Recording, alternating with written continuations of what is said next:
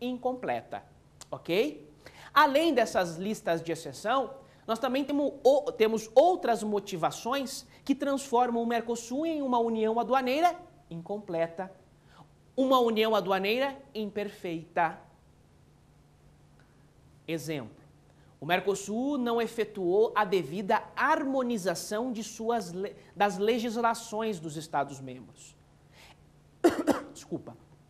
Essa falta de harmonização entre alguns pontos das legislações dos Estados-membros também transforma o Mercosul em uma união aduaneira incompleta, além da lista de exceção. Há também alguns problemas operacionais. O transporte entre os estados, as vias de transporte, o transporte é muito precário. Alguns problemas operacionais também dificultam a integração e o desenvolvimento do bloco.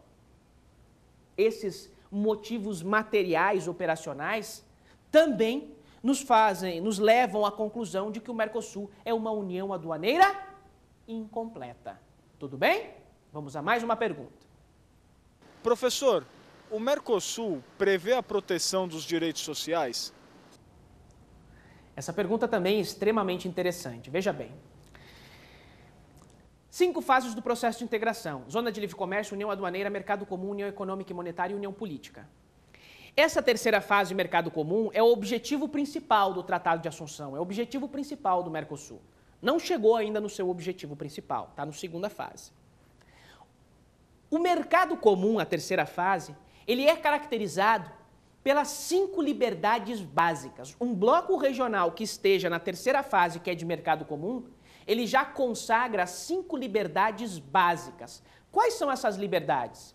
Livre circulação de pessoas, de trabalhadores, livre prestação de serviço, de capital, livre concorrência, liberdade de circulação, ou seja, as 5 liberdades básicas fundamentais que caracterizam a terceira fase, que é o mercado comum.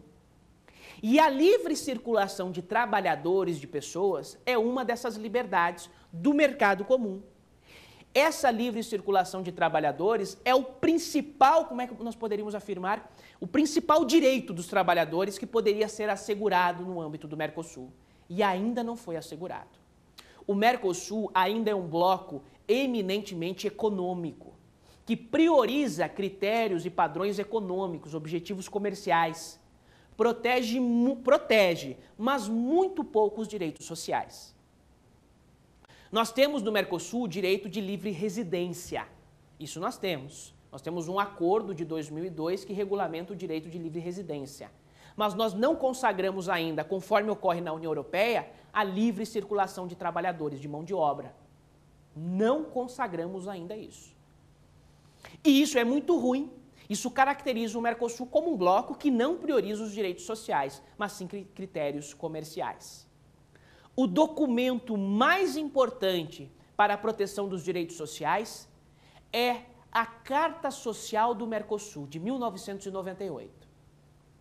A Carta Social do Mercosul, de 1998, também é conhecida como Declaração Sociolaboral do Mercosul. A Carta Social do Mercosul, de 1998, também conhecida como Declaração Sociolaboral do Mercosul de 98, ela é de suma importância porque ela é o documento que melhor protege os direitos sociais. Só que ela é uma carta, ela não tem normatividade, ela apenas serve de diretriz, serve como um código moral para os Estados-membros. Não tem a devida efetividade, porque o Mercosul não protege de forma correta os direitos sociais. Ok? Vamos a mais uma pergunta. Professor, o que é birregionalismo? Essa pergunta é de suma importância, pessoal, porque é um fenômeno atual. O regionalismo deu origem aos blocos regionais. O regionalismo é um movimento que deu origem à formação de blocos regionais. E a formação de blocos regionais é a principal característica da integração entre os Estados. A partir da Segunda Guerra Mundial, com o desenvolvimento da União Europeia, com o Tratado de Paris de 1951, quando começou a União Europeia que nós conhecemos hoje, A partir da Segunda Guerra Mundial, os blocos começaram a ser criados em vários lugares do mundo. Os blocos, eles são resultado do regionalismo, da necessidade de integração. E os blocos regionais são formados por estados. Integração, regionalismo, formação de blocos regionais por meio de estados. Os blocos regionais são regiões, são territórios, em que os estados, eles concedem um tratamento diferenciado para os outros estados-membros. Ou seja, os blocos regionais estabelecem uma região, um território, onde os estados se protegem, se ajudam, se integram. Esses são os blocos regionais. Só que esse regionalismo, que consiste na formação de blocos regionais, já está sendo aprimorado. Hoje nós já percebemos que há um birregionalismo.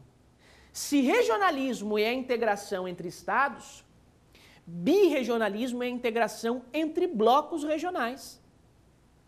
O Mercosul, por exemplo. O Mercosul vem celebrando importantes acordos com a União Europeia. Vejam, são 2 blocos regionais, agora não são estados. São 2 blocos regionais se integrando. São 2 blocos regionais se integrando. Eis aí o birregionalismo. Tudo bem? Espero que você tenha gostado dessas perguntas. Você também pode participar, mandando e-mail para provafinal@lfg.com.br. Não sai daí porque o programa está tratando de um tema extremamente importante, está sendo produtivo e nós iremos agora responder algumas questões de OAB. Abraço!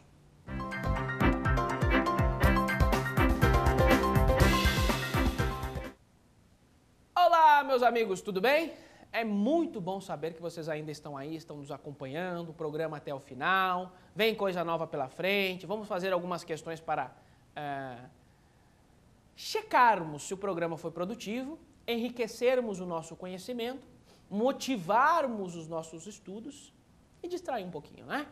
Primeira questão na tela, vamos lá. Exame da OAB de 2009, CESP. Vejam que essa questão ela não trata o tópico principal dela não é Mercosul, mas ela versa sobre o Mercosul de certa forma. O principal objetivo da questão são os tratados, mas vai ser importante porque nós iremos relacionar ao Mercosul. Olha só, tratados são, por excelência, normas de direito internacional público. No modelo jurídico brasileiro, como nas demais democracias modernas, tratados passam a integrar o direito interno estatal após a verificação de seu interesse de incorporação.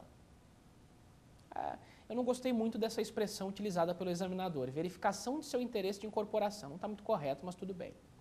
A respeito dessa temática, assinale a opção correta de acordo com o ordenamento jurídico brasileiro. Vem aqui comigo um pouquinho, só para eu fazer uma ponderação. Pessoal, um tratado internacional, para ingressar no ordenamento jurídico brasileiro, para ele ter algum valor, ele tem que passar por fases. A processualística de celebração dos tratados aqui passa por 4 fases. Quais são essas fases? Assinatura, na verdade, para ser mais completo, negociações preliminares e assinatura, referendo do Congresso Nacional, ratificação por parte do Presidente da República, o nosso chefe de Estado, e promulgação e publicação. Essas são as 4 fases exigidas pelo STF, que a doutrina trabalha, que tem previsão constitucional, negociação preliminar e assinatura, referendo do Congresso, ratificação do presidente, promulgação e publicação. Há uma grande polêmica quanto a essa 4ª fase, se ela é necessária ou não. O STF ainda exige. Eu e muitos outros professores, tem uns doutrinadores, entendem que essa 4ª fase é desnecessária, não tem previsão constitucional, a fase de promulgação e publicação. Fato é que tem que passar pelo Congresso e tem que passar pelas mãos do nosso chefe de Estado. O Congresso vai referendar, vai aceitar ou não o tratado na 2ª fase. O Presidente da República, o nosso chefe de Estado, na 3ª fase, ele vai ratificar ou não. Basicamente, essas 4 fases que precisam ser transpostas, precisa passar um tratado para ele ser aprovado. Sendo ou não do Mercosul. Não interessa se é um tratado que vem da integração do Bloco Regional Mercosul. Tem que ser aprovado por essas 4 fases. São obrigatórias e tem previsão na Constituição, salvo essa última aqui que é um pouco polêmica, tá bom?